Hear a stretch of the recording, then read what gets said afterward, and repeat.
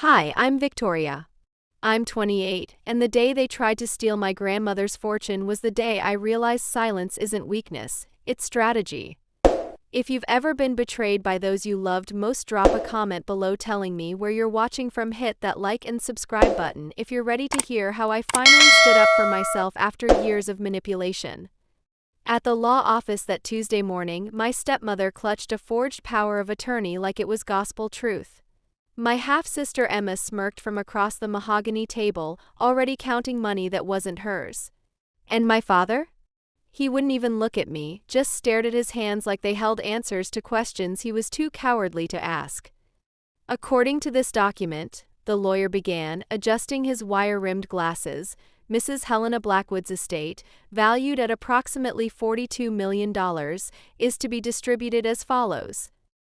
I sat perfectly still, watching their faces light up with greed. What they didn't know was that 3 months earlier, Grandmother Helena had called me to her penthouse overlooking Central Park. She was dying, yes, but her mind was sharp as the diamond ring she never took off. "Victoria," she'd whispered, her voice paper-thin but determined, "they think I'm a foolish old woman. They think money makes them powerful. But real power? Real power is knowing when to let people hang themselves with their own rope." She'd handed me a key that day. Not to a safe deposit box, not to her apartment, but to something much more valuable, the truth. But I'm getting ahead of myself. Let me start from the beginning, from the moment I learned that being the quiet one in a family of sharks doesn't make you prey, it makes you the predator they never see coming. Growing up in the Blackwood mansion felt like living in a museum where I was the exhibit nobody wanted to see, damaged goods displayed in the corner, collecting dust while visitors admired the prettier pieces. My mother died when I was 7, a slow, agonizing cancer that hollowed out my childhood and left me watching death claim the only person who truly loved me. Within 6 months of her funeral, my father brought home Clarissa, a woman 15 years younger than him with platinum hair, surgically enhanced curves, and ambitions as sharp as her manicured nails. She moved into our house with the confidence of a conquering queen, immediately redecorating every room to erase any trace of my mother's existence. "Children adapt so quickly," she'd coo to her friends over wine, while I sat at the kitchen counter doing homework, invisible as furniture. Victoria barely even remembers her mother anymore. But I remembered everything. I remembered how my mother would braid my hair before school, humming off-key melodies that made me giggle. I remembered her reading to me every night, doing different voices for every character. I remembered her dying breath when she whispered, "Be strong, my little love. Sometimes being forgotten is the safest place to be." Emma arrived a year later, screaming her way into the world and never really stopping. She was everything I wasn't. Blonde where I was brunette, loud where I was quiet, charming where I was serious. From the moment she could walk, she owned every room she entered, while I pressed myself against walls, hoping to disappear. "Smile, Victoria," Clarissa would hiss at family photos, her fingers digging into my shoulder hard enough to leave bruises. "You look like you're at a funeral." Every family gathering became a performance where I was the understudy who never got to speak. Emma would recite poems she'd memorized or dance to music only she could hear, while adults applauded and showered her with praise. When I tried to share something, a book I'd read, a drawing I'd made, a thought that excited me, Clarissa would cut me off. "Not now, Victoria. Can't you see Emma is performing?" The message was clear. I was the intermission, the awkward pause between the real entertainment. My bedroom, once decorated with my mother's gentle touch, soft yellows and hand-painted flowers, was gradually transformed into what Clarissa called age-appropriate decor. The framed photos of my mother disappeared. The handmade quilts were replaced with generic bedding from department stores. Even my mother's jewelry box, a music box ballerina that played for Elise, vanished one day while I was at school. "You're too old for childish things," Clarissa said when I asked about it. "Besides, Emma loves music boxes. It's in her room now." I was 9 years old. Dinner became a nightly humiliation. I'd sit at the massive dining table, the one my mother had chosen that Clarissa complained was too traditional, while my father asked Emma about her day, her friends, her interests. When he turned to me, his questions felt perfunctory, like checking an item off a list. "How was school, Victoria?" "Fine." "Good, good." And that was it. Meanwhile, Emma would regale them with stories about playground drama and art projects, her animated gestures knocking over water glasses while everyone laughed indulgently. I learned to eat quickly and excuse myself before dessert, claiming homework that no one questioned because no one really cared if I did it or not. The real cruelty began when I started excelling academically. While other parents boasted about their children's achievements, my father seemed almost embarrassed by mine. When I won the school science fair in 5th grade, he forgot to attend the ceremony. When I was accepted into the gifted program, Clarissa rolled her eyes and muttered about show-offs and teachers' pets. "Victoria thinks she's so smart," she'd tell her friends at their wine-soaked gatherings. But book smart isn't the same as life smart. The girl has no social skills whatsoever. She wasn't wrong about the social skills part. How could I learn to connect with others when my own family treated me like an inconvenient houseguest?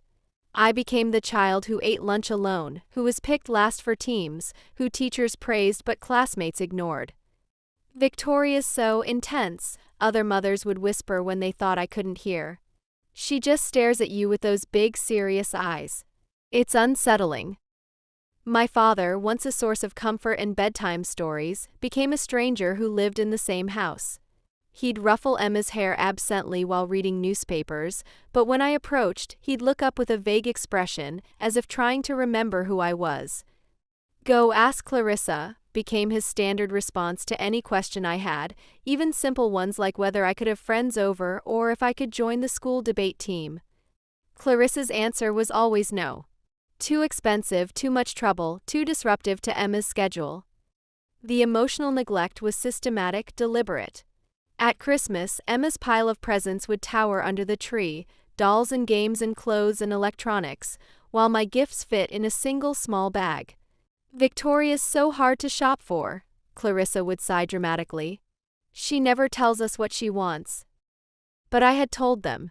I'd asked for books, for art supplies, for a telescope I'd seen at the Science Museum.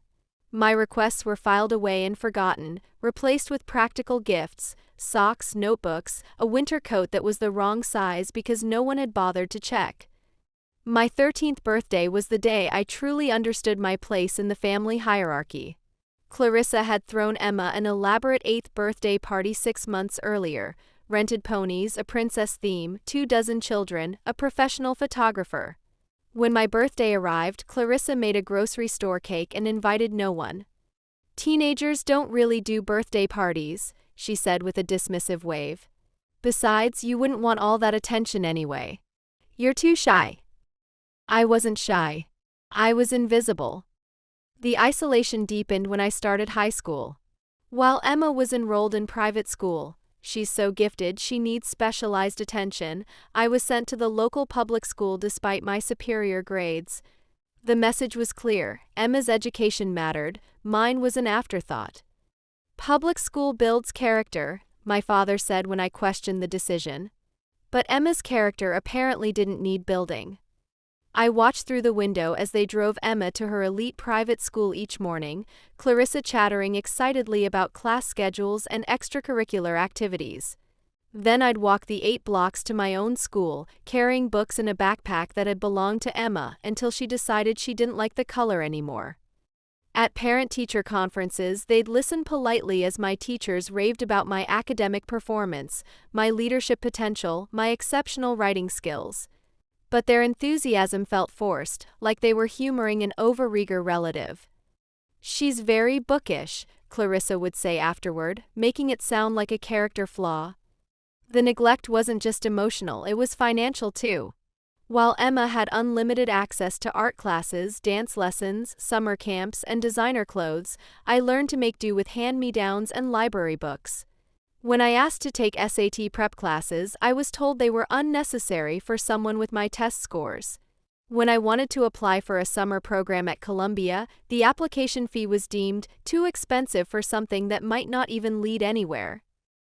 But the cruelest cut came when I was 16 and discovered something that shattered any remaining illusion about my place in this family. I'd been looking for tax documents for a school project about family finances when I found the life insurance papers in my father's study. My mother had left me everything, a trust fund worth over $200,000, specifically designated for my education and future. Money that should have been mine, that would have paid for all the opportunities I'd been denied. The papers showed that my father was the trustee, with explicit instructions to use the funds for my benefit. The account statements told a different story: steady withdrawals over the years, always for vague living expenses and educational costs that never seemed to benefit me. Emma's private school tuition, paid from my trust. Clarissa's diamond bracelet, paid from my trust. Their vacation to Europe, paid from my trust.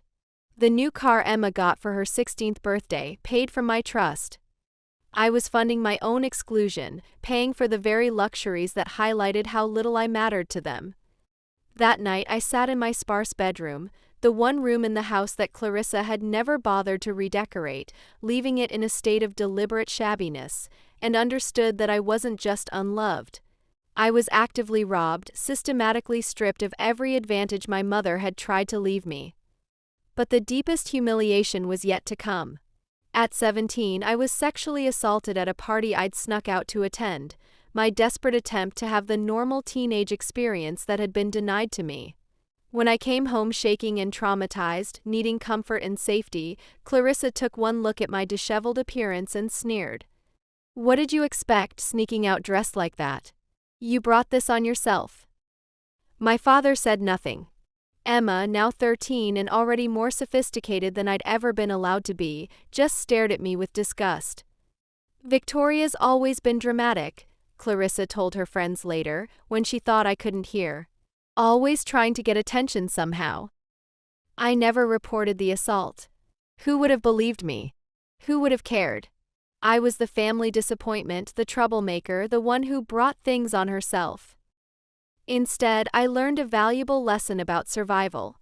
Sometimes the people who are supposed to protect you are the ones you most need protection from. Sometimes love is a luxury you can't afford. Sometimes the only person you can count on is yourself. And sometimes, when you're forgotten and dismissed and treated like nothing, you become invisible enough to see everything. Every lie, every theft, every casual cruelty. Every weakness in their armor. I stopped expecting love from them that day. But I also stopped giving them the power to hurt me. I became a ghost in my own home, present but not participating, watching but not hoping. It was lonely. It was heartbreaking. But it was also strategic. Because while they were busy ignoring me, I was busy learning. Learning who they really were beneath the facade of respectability. Learning how money moved through the family, how decisions were made, how power was wielded. Learning how to wait. Grandmother Helena was the only one who saw me during those dark years. She'd invite me for tea at her penthouse, away from Clarissa's disapproving stare and Emma's theatrical performances. Those afternoons became my sanctuary, the only place where I was valued for my mind rather than criticized for my shortcomings. "They're fools," she'd say simply, watching me devour the books she recommended. "They see your quietness as weakness, but I see it as strength. The loudest person in the room is rarely the most powerful."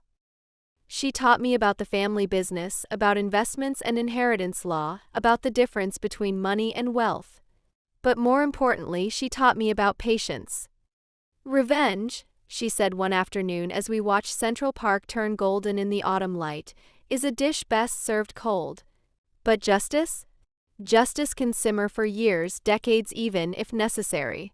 The longer it cooks, the more satisfying it becomes." I didn't understand then that she was preparing me for war.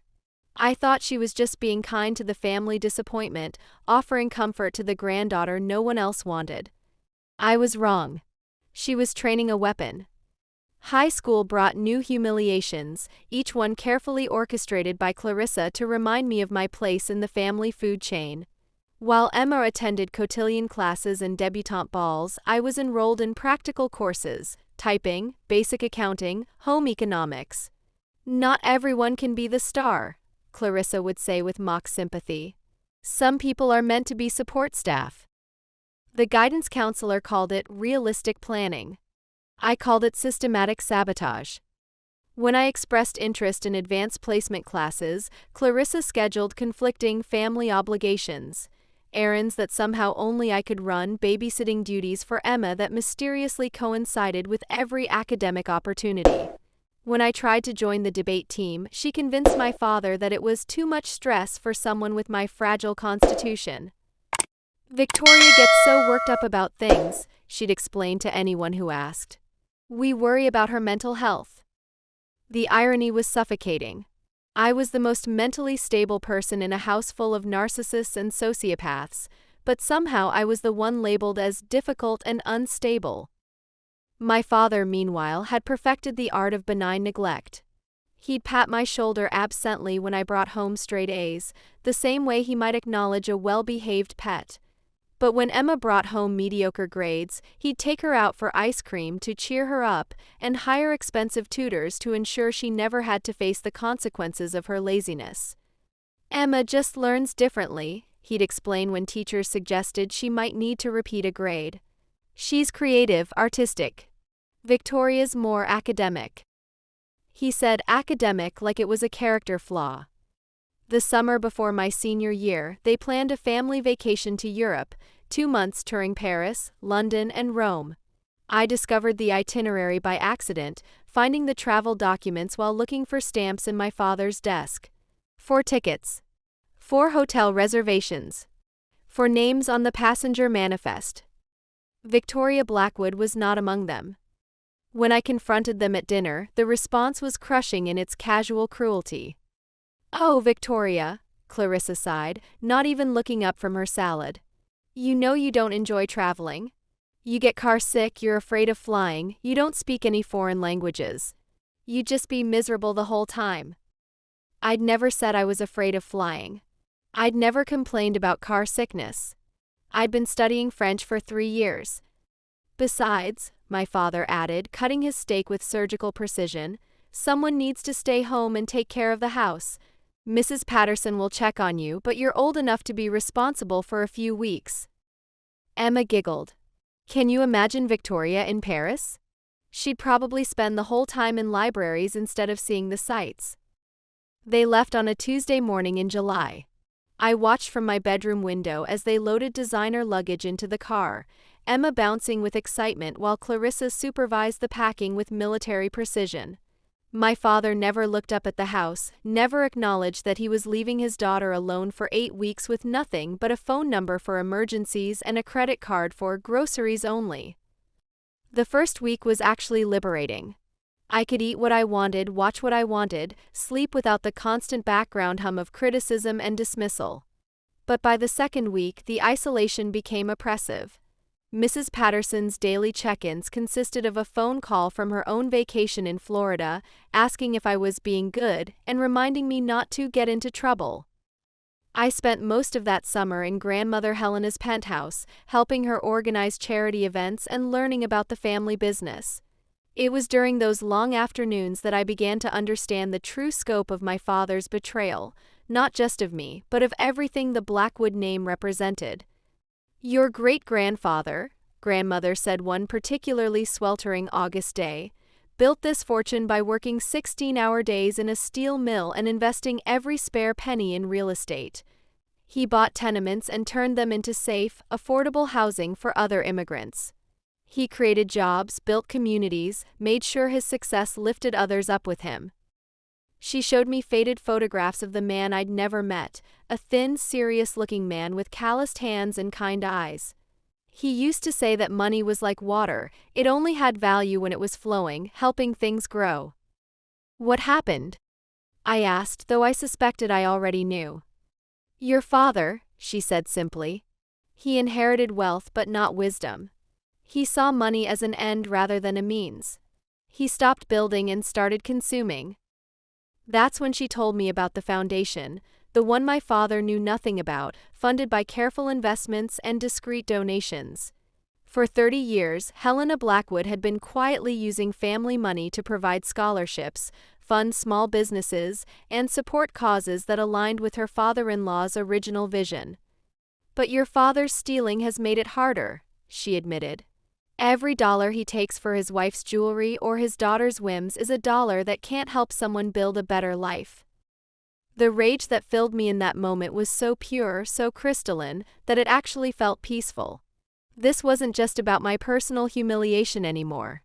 It was about justice, about protecting a legacy that mattered more than my petty family drama. "What can I do?" I asked. Grandmother smiled, and for the first time I saw something predatory in her expression. "You can learn. You can watch. You can document everything. And when the time comes, you can take back what was stolen." When my family returned from Europe, tanned and chattering about their adventures, they brought me a single souvenir, a postcard from the Louvre with "Wish you were here," scrawled in Emma's childish handwriting. The irony was apparently lost on them. "You look thin," Clarissa observed, surveying me with clinical detachment. "I hope you were eating properly. We can't have you getting sick right before school starts." She said it like my health was an inconvenience to her schedule rather than a genuine concern. Senior year brought the college application process, and with it, the final systematic destruction of my academic future. I'd been planning for years, saving money from odd jobs and birthday gifts, researching schools that offered full scholarships for students with my grades and test scores. I dreamed of Columbia, of Harvard, of Stanford, places where intelligence was valued and nurtured rather than seen as a character flaw. But when it came time to submit applications, every obstacle imaginable appeared in my path. The school counselor lost my transcripts and had to request new ones, delaying my applications by crucial weeks. My SAT scores were misplaced by the testing service and had to be resent for a hefty fee I couldn't afford. Letters of recommendation from teachers mysteriously never reached their destinations. And then there was the money. Application fees, transcript fees, test score reporting fees, small amounts individually, but they added up to hundreds of dollars I didn't have. When I asked my father for help, he sighed heavily and handed me a checkbook. "Fill them out," he said. "I'll sign them later." But when later came, he'd always have excuses. He was in meetings or traveling or dealing with some crisis that Emma had manufactured. Days turned to weeks, weeks turned to missed deadlines. By the time I realized what was happening, it was too late to apply to most of the schools I'd dreamed of attending.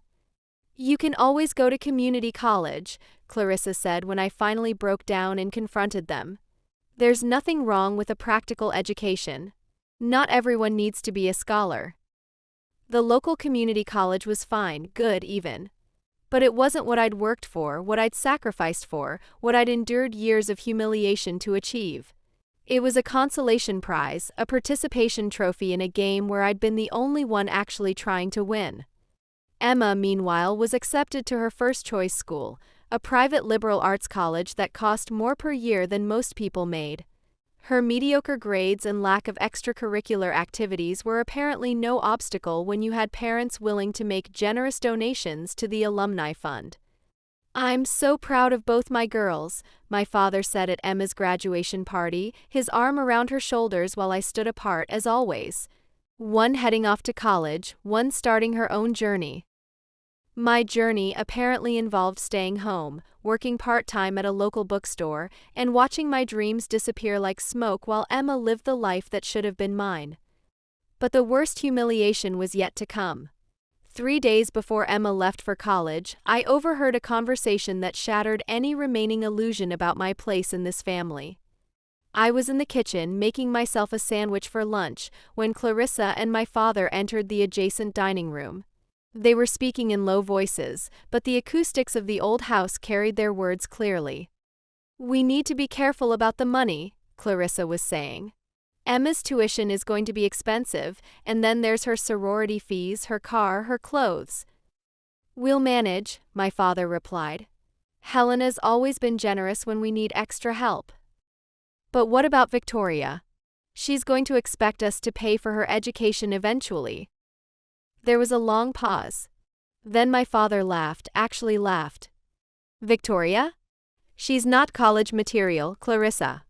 Look at her, no social skills, no ambition beyond reading books. She'll probably end up working retail her whole life.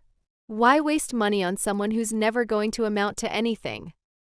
You're probably right, Clarissa agreed. Though I do worry she might cause problems later.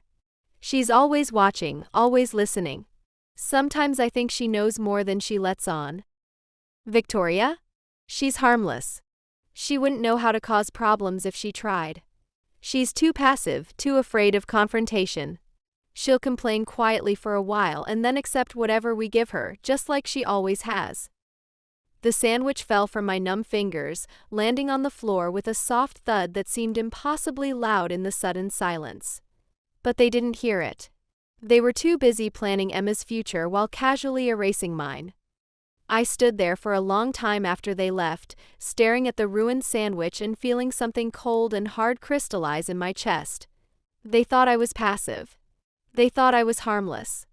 They thought I would accept whatever scraps they threw my way and be grateful for the privilege. They were wrong. That night I called Grandmother Helena. "I'm ready," I said when she answered. "Whatever you need me to do, I'm ready." Her voice was warm with satisfaction. "I was wondering when you'd call. Come over tomorrow. It's time you learned what we're really fighting for." Grandmother's penthouse had always felt like a sanctuary, but that night it felt like a war room.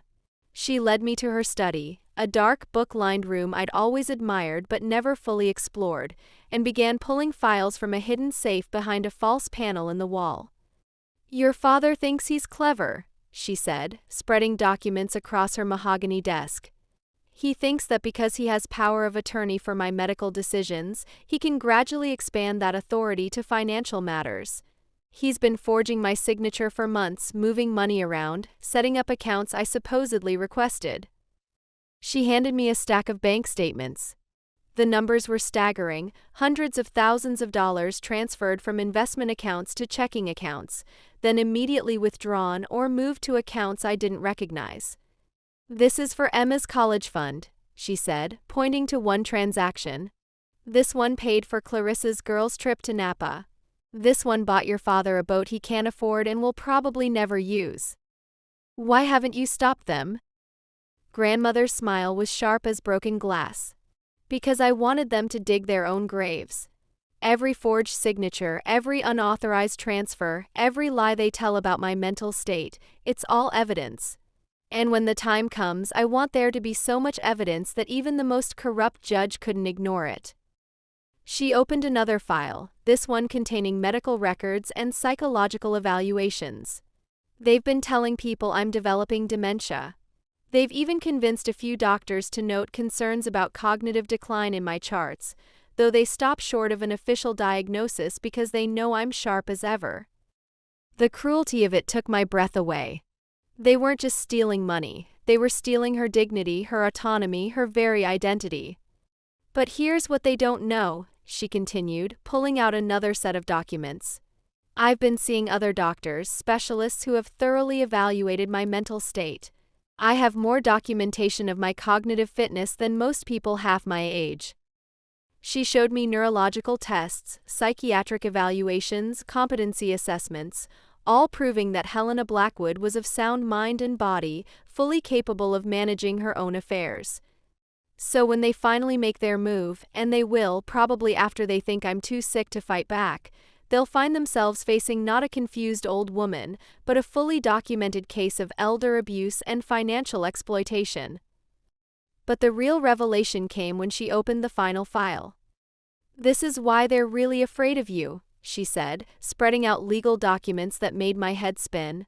"Your mother's trust fund wasn't the only thing she left you. She also left you a share of the original family business, a share that your father has been illegally using as collateral for his debts." I stared at the papers, trying to process what I was seeing. Stock certificates, partnership agreements, property deeds, all with my name on them, all dated before my mother's death. "When you turn 25, Grandmother explained, you become a full partner in Blackwood Holdings. Not just a beneficiary, an owner. You'll have voting rights, decision-making power, the authority to approve or reject major financial decisions. That's in 3 years. Exactly. Which is why they've been working so hard to convince everyone, including you, that you're incompetent, unstable, unfit to handle responsibility.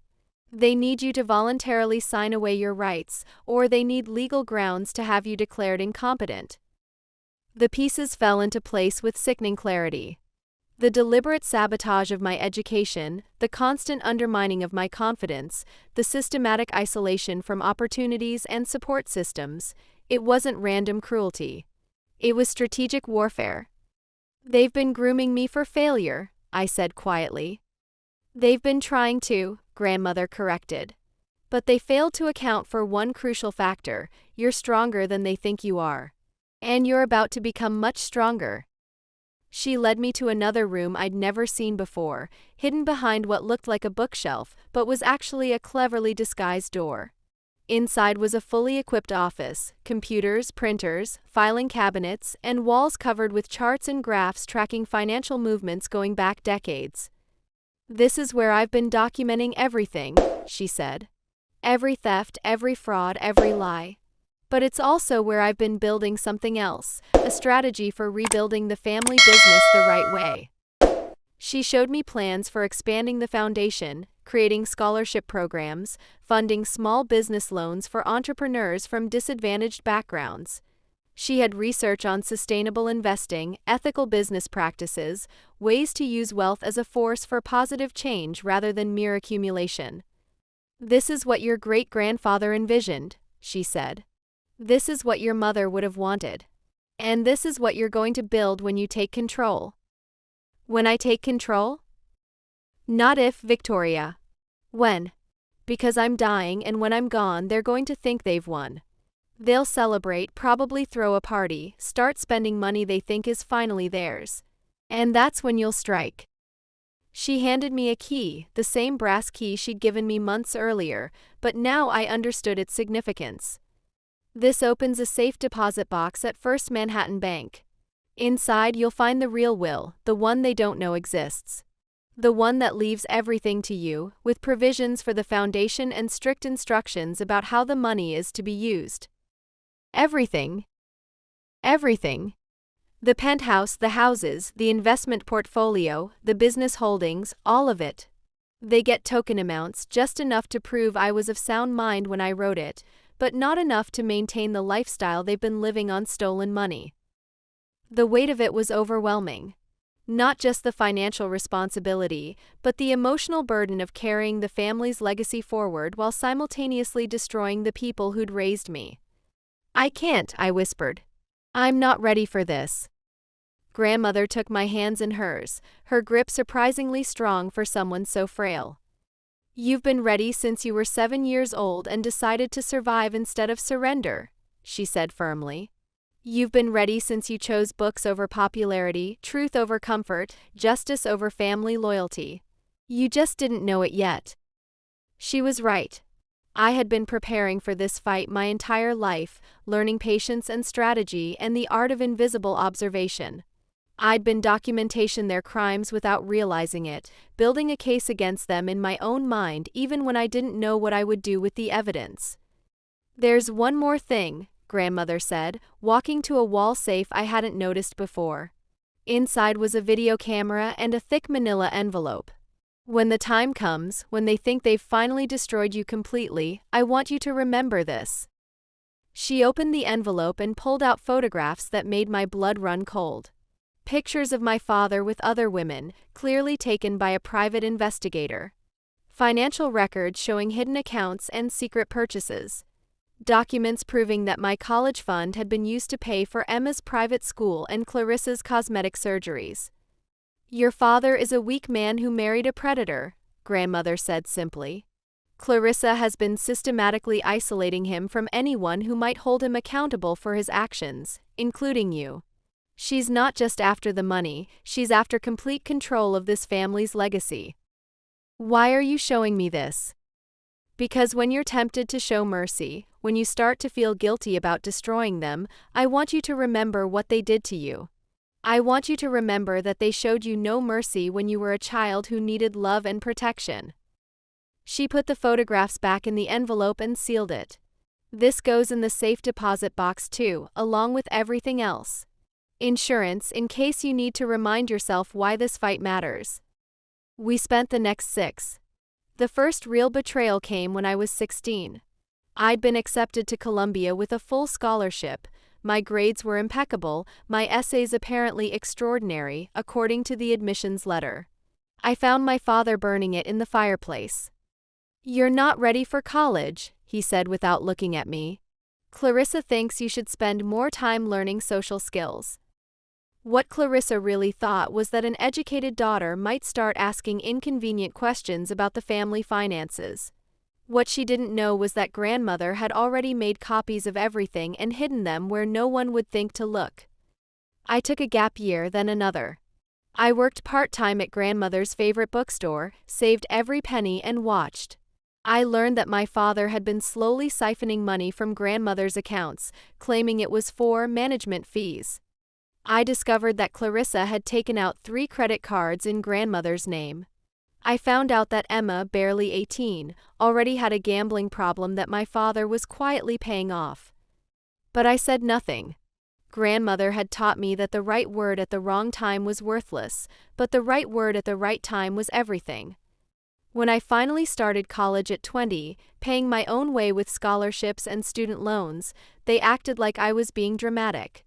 "Victoria always has to make everything about herself," Emma would tell anyone who'd listen. I graduated summa cum laude with a degree in forensic accounting. The day I walked across that stage, grandmother was in the front row, tears streaming down her weathered cheeks. My family didn't come. They said they were too busy with Emma's engagement party. That's when I knew the war was coming. And that's when grandmother started preparing me to win it. Grandmother Helena didn't just give me money for college, she gave me something much more valuable. She gave me access to the family's real history, the one my father had tried to rewrite. "Your great-grandfather built this fortune with his bare hands," she told me one rainy afternoon in her study. "He started with nothing, immigrated from Ireland with holes in his shoes and a head full of dreams. This money? It's not just numbers in an account. It's legacy. It's proof that good people can triumph over circumstance." She showed me ledgers dating back to the 1920s, investment records, property deeds. The Blackwood family business had survived the Depression, 2 world wars, and countless economic downturns because it was built on something solid: integrity. "Your father," she continued, her voice growing cold, "has forgotten where he came from. He thinks money grows on trees, that it will always be there no matter how carelessly he spends it. He's wrong." That's when she showed me the real records, the ones that proved what I'd suspected for years. My father had been embezzling from the family trust for over a decade. Small amounts at first, easily hidden in the complex web of investments and holdings. But as his lifestyle grew more expensive, as Clarissa's demands increased, the theft had become bolder. "Why haven't you stopped him?" I asked. Grandmother's smile was sharp as winter wind. "Because a thief who thinks they're getting away with it always gets careless. And when they get careless, they make mistakes. And when they make mistakes..." She gestured to a filing cabinet locked with 3 different locks. "They give you evidence." Over the next 2 years, she taught me everything. How to read financial statements, how to track money through shell companies, how to document fraud without alerting the perpetrators. But more importantly, she taught me patience. "The best revenge," she said, "is watching someone destroy themselves while thinking they're winning." I learned to be invisible in plain sight. At family dinners, I'd sit quietly while they discussed their plans for grandmother's money as if she were already dead.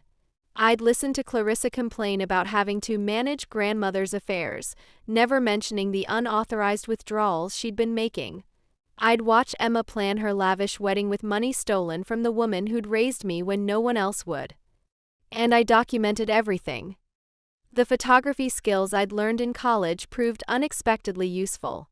I became an expert at taking pictures without being noticed, bank statements left on kitchen counters, private conversations recorded on my phone, signatures that didn't quite match the originals. "You're building a case," Grandmother observed one day, watching me organize files in her study. "I'm building a fortress," I corrected. "One they'll never see coming until it's too late." She laughed, the first real laughter I'd heard from her in months. "You're more like your great-grandfather than you know. He used to say that the best business deal was one where the other party didn't realize they'd lost until the papers were already signed."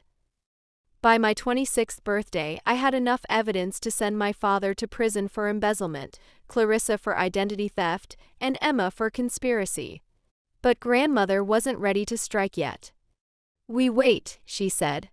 "We wait until they think they've won everything. Because the fall from the top is so much more satisfying than a stumble from the middle." Grandmother's diagnosis came on a Tuesday. Pancreatic cancer, stage 4, maybe 6 months to live. The doctors delivered the news with clinical detachment, as if they were discussing the weather rather than a death sentence. I was the only one with her when she heard it. My father was in meetings that day, meetings that, according to my research, involved moving another $50,000 from Grandmother's account into his personal investment fund. 6 months, she said quietly as we sat in the oncologist's waiting room afterward. Well, that should be enough time. Enough time for what? Her smile was mysterious. To finish what we started. She began making changes immediately, subtle ones that my father's family wouldn't notice but that I understood perfectly. She updated her will, not through the family lawyer who'd been taking kickbacks from my father for years, but through a private firm in Manhattan that specialized in protecting assets from family predators. She transferred several properties into trusts that only I knew about. She moved investments into accounts that required 2 signatures, hers and mine, to access.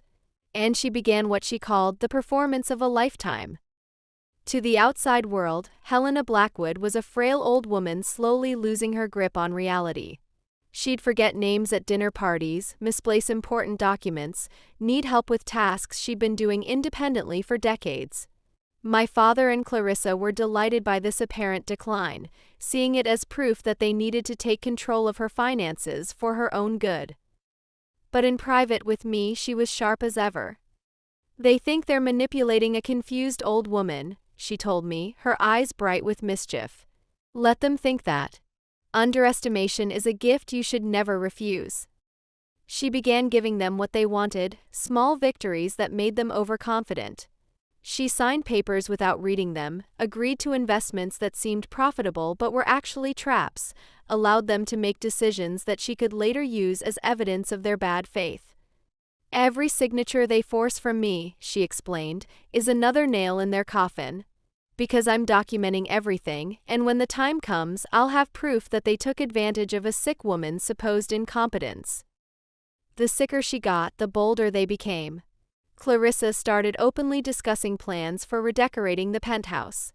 Emma began planning a destination wedding that would cost more than most people's houses.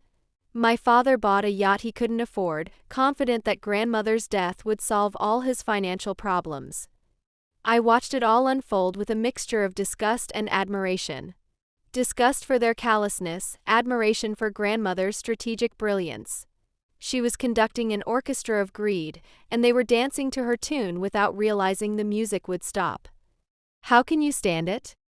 I asked her one evening as we watched my father pour himself another glass of wine that cost more than most people's monthly rent. "Because every day they think they're winning is another day I'm gathering ammunition," she replied. "And because when this is over, you'll have everything you need to rebuild this family's legacy the right way." 2 weeks before she died, she called me to her bedroom. The cancer had ravaged her body, but her mind remained laser-focused. "Victoria," she whispered, pressing a small brass key into my palm, "tomorrow they're going to try to have me declared incompetent. They have a doctor lined up, paperwork ready, the whole production. Let them do it." "What?" "Grandmother, we can fight." "No." Her grip was surprisingly strong. "We let them have their victory. Because incompetent people can't be held responsible for the decisions they make. And the decisions I've already made? They're going to destroy everything your father thinks he's built. She died 3 days later, on a Thursday morning while I held her hand.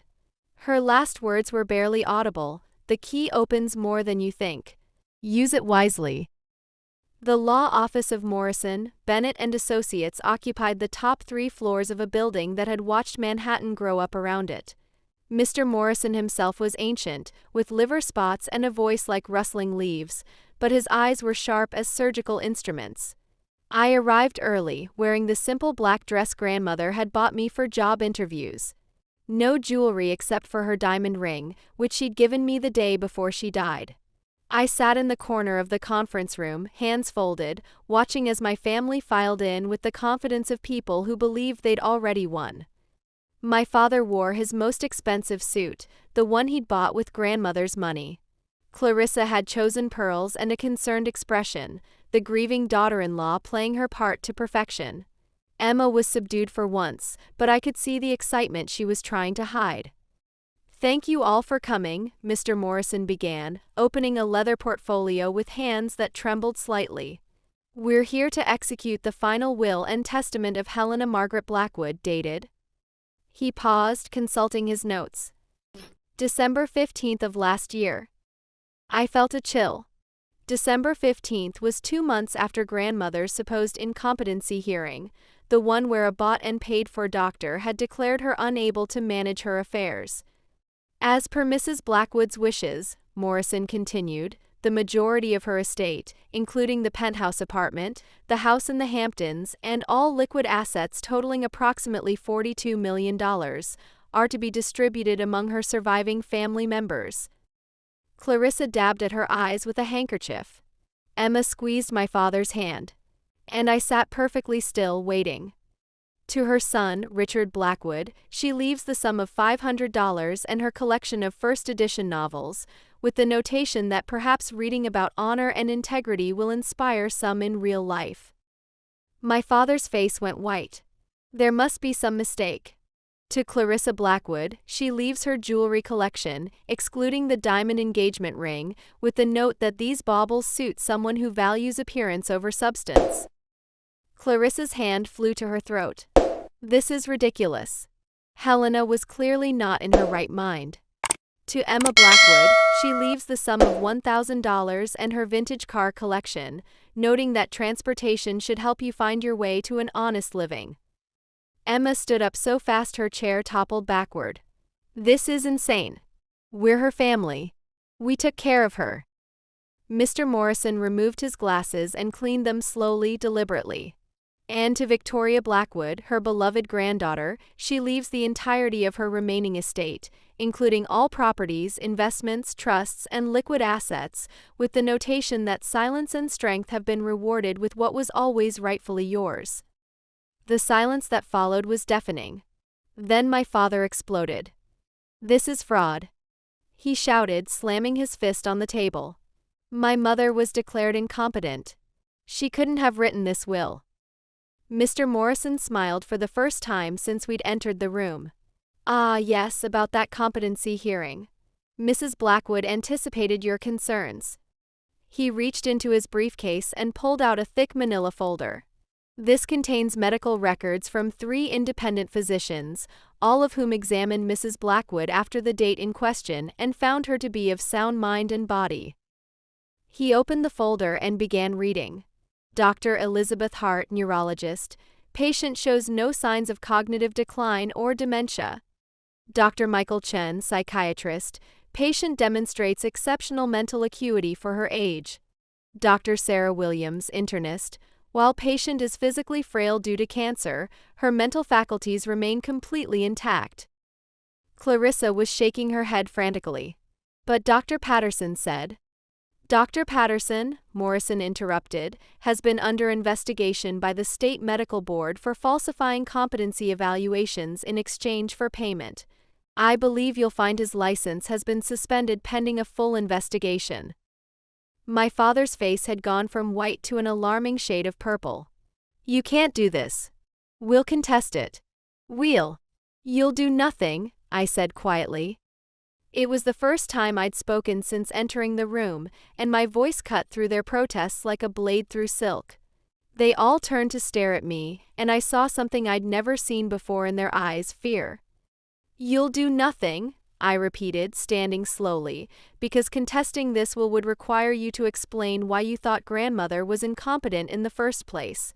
And that explanation would involve admitting that you've been stealing from her for years." I reached into my purse and pulled out a small tablet, placing it on the table with deliberate care. "This contains copies of every forged signature, every unauthorized withdrawal, every fraudulent transaction you've made using her accounts.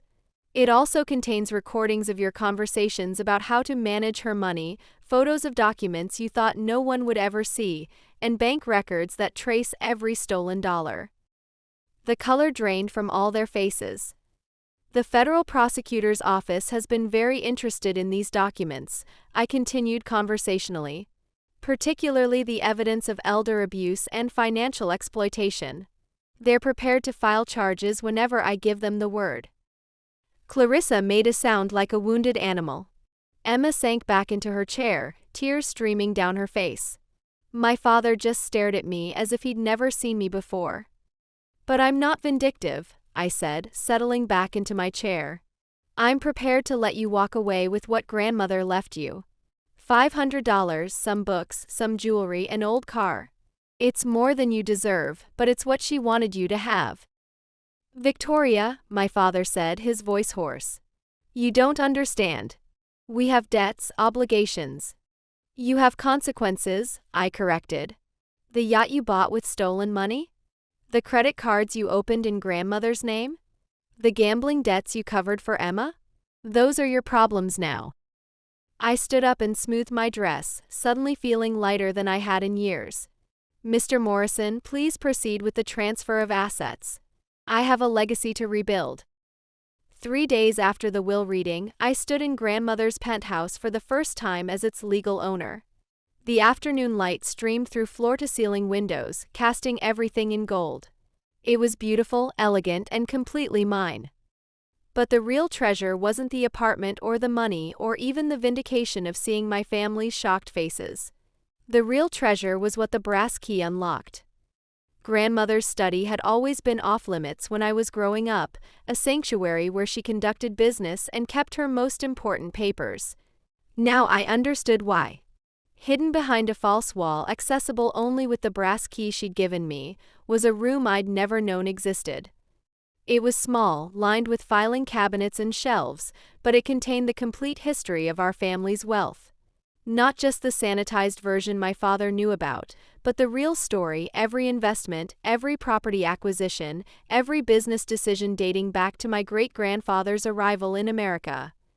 But more than that, it contained grandmother's real legacy, a foundation she'd been funding in secret for over 30 years. The Blackwood Foundation for Educational Excellence had been providing scholarships to underprivileged students, funding literacy programs, and supporting small businesses owned by immigrants. All of it done quietly, without fanfare or recognition, because grandmother believed that true generosity didn't need an audience. As I read through the Foundation's records, I realized why she'd been so patient, so strategic in her approach to my father's theft. She hadn't just been protecting the family fortune, she'd been protecting the Foundation's ability to continue its work. "Every dollar he stole," I whispered to the empty room, "was a dollar that couldn't help someone build a better life." That's when I understood the true scope of their betrayal. It wasn't just about stealing from a sick old woman. It was about stealing hope from people who needed it most. I spent the next week immersed in the Foundation's work, learning about the lives that had been changed by grandmother's quiet generosity. Maria Santos, who used a Blackwood scholarship to become the first doctor in her family. James Chen, whose small restaurant survived the pandemic thanks to a Foundation loan. Dozens of students who were attending college because Helena Blackwood believed education was the great equalizer. This was what I'd really inherited, not just money but responsibility. The chance to continue work that mattered, that made a real difference in the world. But first, I had some unfinished business to attend to. My father called on a Wednesday morning, his voice strained and desperate. Victoria, we need to talk. Can you meet me for lunch? I agreed, choosing a small restaurant in Midtown where the tables were close together and privacy was impossible. I wanted witnesses for whatever he was planning to say.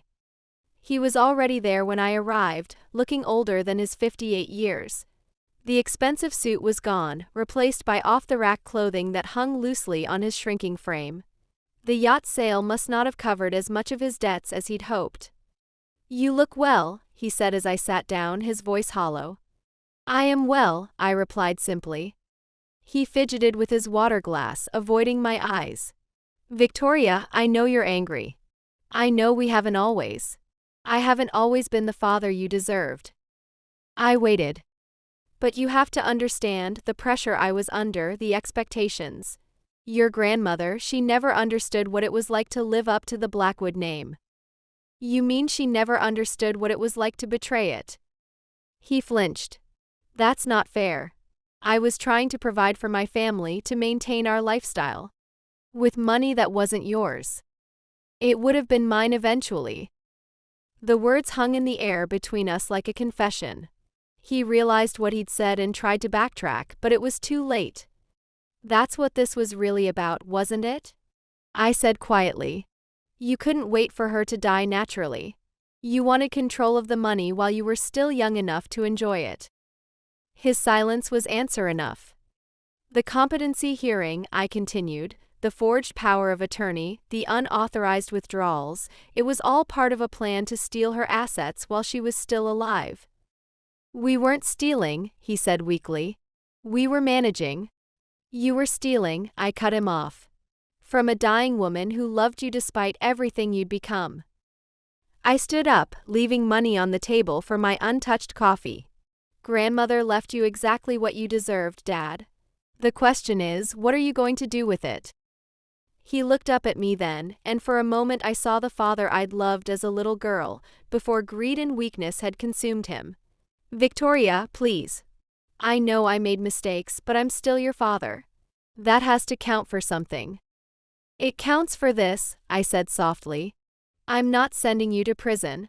But don't mistake mercy for weakness and don't ever contact me again." I walked away without looking back, and I felt the last chain of obligation break. 6 months later, I stood in the conference room of the newly expanded Blackwood Foundation, watching as our latest class of scholarship recipients received their awards. 25 young people from across the country, each with a story of overcoming impossible odds, each with dreams bigger than their circumstances. The Helena Blackwood Memorial Scholarship, I announced to the assembled crowd, isn't just about financial assistance. It's about recognizing that potential exists everywhere, but opportunity doesn't. Our goal is to change that.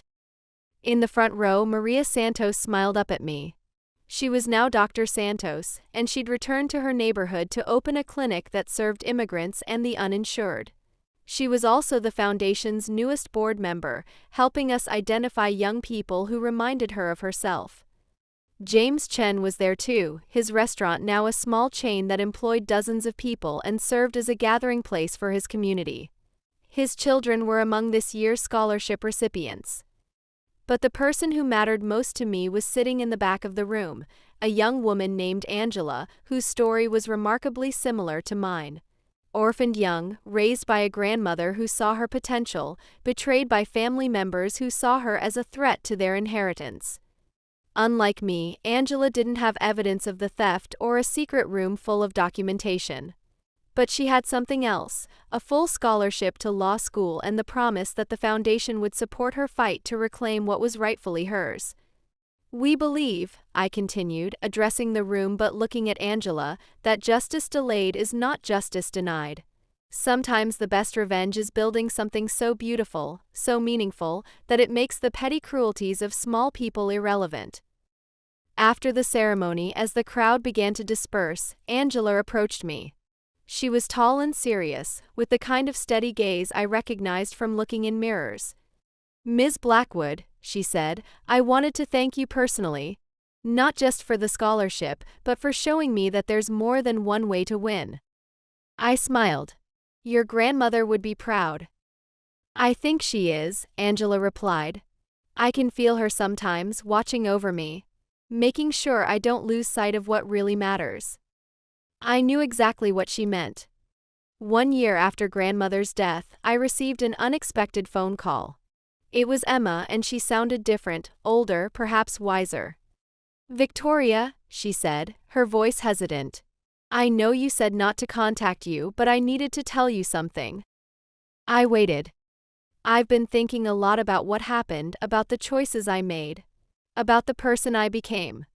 She paused, and I could hear her struggling with the words. "I was wrong. About everything. About you, about grandmother, about what family should mean." "Okay," I said simply. "I'm in therapy now," she continued, trying to understand why I was so willing to hurt someone who never did anything but love us. "And I'm working, really working, not just pretending to be busy. I have a job at a nonprofit that helps people with gambling addictions." "That's good, Emma." "I don't expect forgiveness," she said quickly. "I know I don't deserve it. But I wanted you to know that I understand now what grandmother was trying to teach us. About integrity, about earning what you have, about using whatever gifts you're given to help others." I felt something loosen in my chest, a tension I hadn't realized I was carrying. "I'm proud of what you've done with the foundation," she added. "Grandmother would be too." "Thank you," I said, and meant it. "Maybe someday," she said softly, "when I've proven that I've really changed, we could, I don't know, have coffee or something. As sisters." "Maybe," I agreed. "Someday." After we hung up, I sat in grandmother's study, my study now, and thought about second chances and redemption. About the difference between people who make mistakes and people who are mistakes. Emma had been young, impressionable, led astray by parents who valued money over morals. But she was trying to change, to become someone worthy of the Blackwood name. My father, on the other hand, had called 3 more times in the past month, each conversation more desperate than the last. He wasn't seeking redemption, he was seeking another chance to manipulate, to find an angle that would get him access to money he still believed should be his. The difference, I realized, was that Emma was trying to understand what she'd done wrong. My father was only sorry he'd been caught. I pulled out a piece of paper and began writing a letter to the Foundation's board, proposing a new program, second chance scholarships for people who'd made serious mistakes but were committed to making amends. People like Emma, who were ready to do the hard work of becoming better. As I wrote, I could almost hear grandmother's voice. "Real power isn't about crushing your enemies, Victoria. It's about turning them into allies. It's about building something so strong, so good, that even the people who try to destroy you want to be part of it." Outside the window, snow was beginning to fall on Central Park. Inside, I was warm and safe and surrounded by evidence of work that mattered. In my desk drawer was a copy of the Foundation's latest impact report. 500 students funded, 20 small businesses saved, 3 community centers built. But more than that, I had something my father and Clarissa would never understand: the knowledge that every dollar of grandmother's fortune was being used exactly as she would have wanted. To build bridges instead of walls, to create opportunities instead of obstacles, to prove that love is always stronger than greed. I finished the letter and sealed it in an envelope, then walked to the window and looked out at the city lights twinkling in the gathering dusk. Somewhere out there, Angela was studying for her law school entrance exams. Maria was treating patients who couldn't afford care anywhere else. James was teaching his children that success meant lifting others up, not stepping on them. And somewhere out there, other young women were sitting in corners at family dinners, staying silent while relatives discussed their futures as if they weren't in the room. Other granddaughters were learning that love and loyalty weren't the same thing, that sometimes the people who are supposed to protect you are the ones you need protection from. For them, I would continue grandmother's work. For them, I would prove that the meek don't just inherit the earth, they improve it. I touched the diamond ring on my finger, the one that had belonged to 4 generations of Blackwood women, and smiled. "Thank you, grandmother," I whispered to the gathering darkness, "for teaching me that the best revenge isn't getting even. It's getting better." In the distance, church bells chimed the hour, and I knew that somewhere, Helena Blackwood was smiling too.